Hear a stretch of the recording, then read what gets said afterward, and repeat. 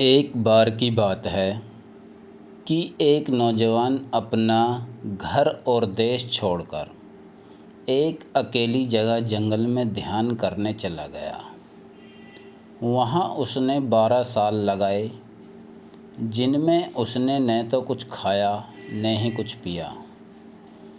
जब उसको लगा कि उसने अपना ध्यान पूरा कर लिया, तो उसकी इच्छा हुई कि वह शहर जाए, जो वहाँ से 5 मील की दूरी पर था। ऐसा सोचकर वह उस शहर की तरफ चल दिया। रास्ते में वह थकान की वजह से एक पेड़ के नीचे बैठकर सुस्ताने लगा। जब वह वहाँ बैठकर सुस्ता रहा था, तो वहाँ एक कौवा आया और उसके ऊपर वाली शाख पर आकर बैठ गया।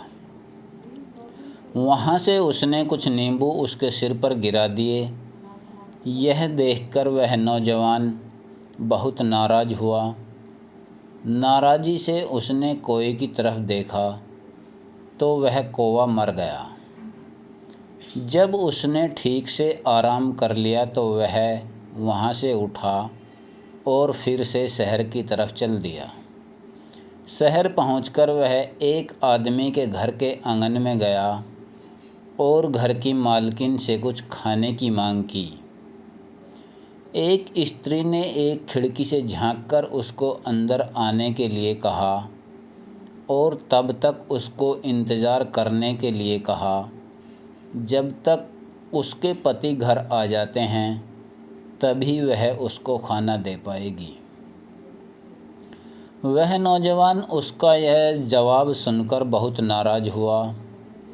वह उसको उसके इस जवाब पर शाप देने वाला होता था कि तभी वह स्त्री बोल पड़ी, ओ नौजवान, मैं कोई कौवा नहीं हूँ जो तुम्हारी गुस्से से भरी नज़र पड़ते ही मर जाऊँगी।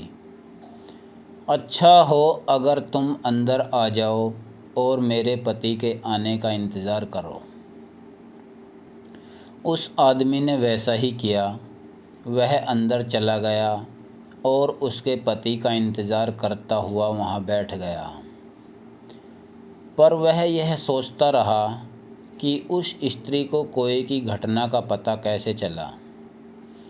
कुछ ही देर में घर का मालिक आ गया, तो वह स्त्री उसके पैर धोने के लिए गर्म पानी ले आई।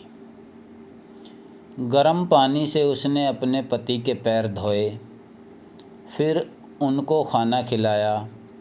उसके बाद उसने मेहमान को खाना दिया। जब उसने पेट भरकर खाना खा लिया, तब उसने अपना खाना खाया। उसके बाद उसने अपने पति का बिस्तर लगाया।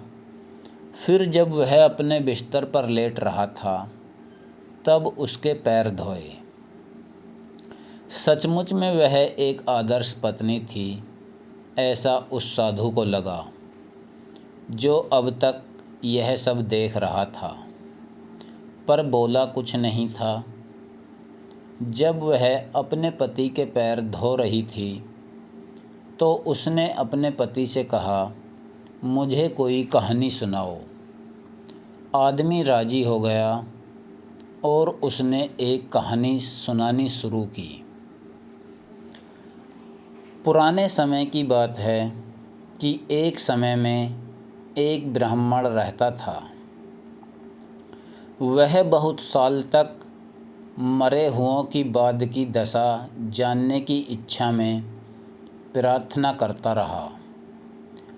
आखिर देवता उसकी प्रार्थना से खुश हुए और एक दिन जब वह सुबह का अपना नहाना धोना कर रहा था, उसकी आत्मा उसका शरीर छोड़कर एक बच्चे में चली गई, जो एक हरिजन का बच्चा था। बच्चा बड़ा होता गया। उसने अपने पिता का काम धंधा सीख लिया। फिर उसकी शादी हो गई और उसके कई बच्चे हो गए। तभी अचानक उसको अपनी ऊंची जाति की याद आई, तो वह सब कुछ छोड़कर किसी दूसरे देश चला गया।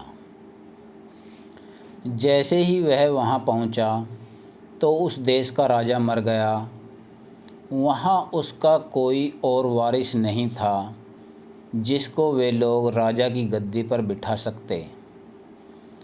तो जैसा कि वहाँ का रिवाज था कि ऐसी दशा में वारिस का चुनाव करने के लिए वजीर लोग एक हाथी और एक बाज पक्षी को बाहर भेज देते थे। जिस किसी को भी हाथी और बाज राजा बना देते, वहाँ की जनता भी उसी को अपना राजा स्वीकार कर लेती। इसके अलावा कोई और चारा भी नहीं था। यह बड़े आश्चर्य की बात थी कि हाथी और बाज ने इस आदमी को अपना नया राजा चुन लिया। हाथी ने उसके सामने सिर झुकाया और बाज उसके दाएं कंधे पर बैठ गया और इस तरह से उसको राजा घोषित कर दिया गया। कुछ साल में उसकी पत्नी को उसका पता चला कि वह कहाँ है, सो वह उससे मिलने गई। उस समय लोगों को यह पता चला कि वह तो एक हरिजन है और उसकी पत्नी भी एक नीची जाति की है। यह जानकर लोग चिंता में पड़ गए। उनमें से कुछ तो वहाँ से भाग गए, कुछ भारी तप करने चले गए, कुछ लोग जलकर मर गए कि कहीं ऐसा न हो कि उन्हें अपने धर्म की पूजा न करने दी जाए। जब राजा ने यह सुना कि उसके राज्य में यह सब हो रहा है तो उसने भी अपने आप को जला लिया। इसके बाद उसकी आत्मा ब्राह्मण के उसी शरीर में पहुंच गई जो नदी के किनारे पड़ा हुआ था। आत्मा के अंदर पहुंचते ही वह शरीर उठ खड़ा हुआ और अपने घर चला गया। पत्नी ने उसको आता देखकर उससे पूछा, अरे आप आज अपनी सुबह की पूजा बड़ी जल्दी कर आए। पर ब्राह्मण ने उसे इस बात का कोई जवाब नहीं दिया। उसके चेहरे पर बस आश्चर्य की एक झलक थी। उसने सोचा कि क्या यह उसका पुनर्जन्म था।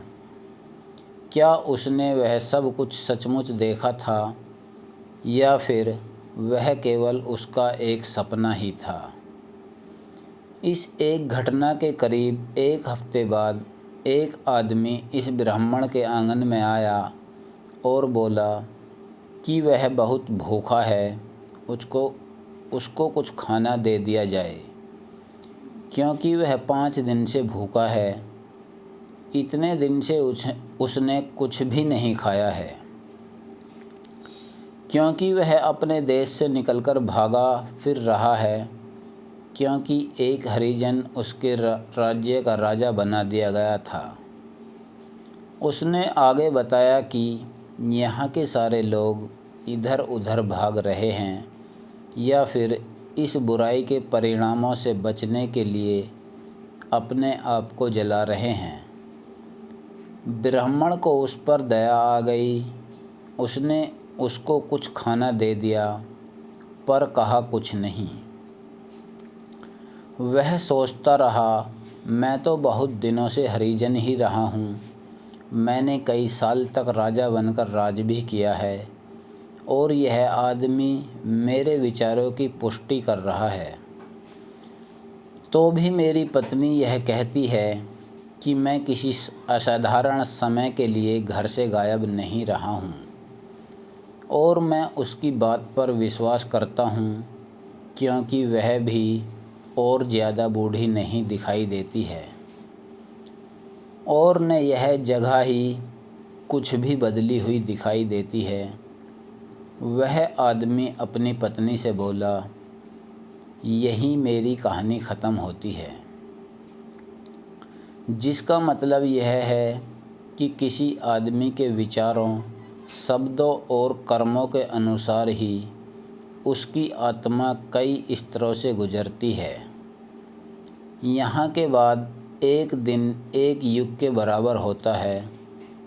कहानी ख़त्म हो जाने के बाद पत्नी सोने जाने के इरादे से उस अजनबी की तरफ घूमी और उससे पूछा कि उसको किसी और चीज़ की ज़रूरत तो नहीं थी।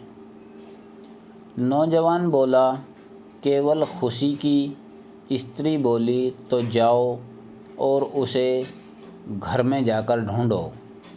अपने माता पिता के पास वापस जाओ जो तुम्हारी वजह से रोते रोते अंधे हो गए हैं।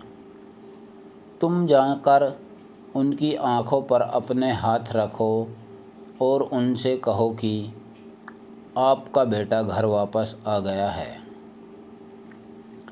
तब तुम खुश होगे।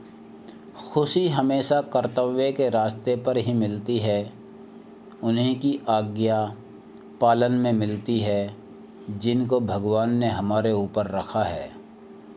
यह एक पत्नी का कर्तव्य है कि वह अपने पति का कहना माने और उसकी खुशी चाहे। यह बच्चे का कर्तव्य है कि वह अपने माता पिता का कहना माने और उनकी खुशी के मुताबिक चले। यह जनता का कर्तव्य है कि वह अपने राजा के अनुकूल रहे और यह हम सब का कर्तव्य है कि हम भगवान को खुश रखें। अब तुम घर जाओ और अपने माता पिता की सेवा करके खुश रहो।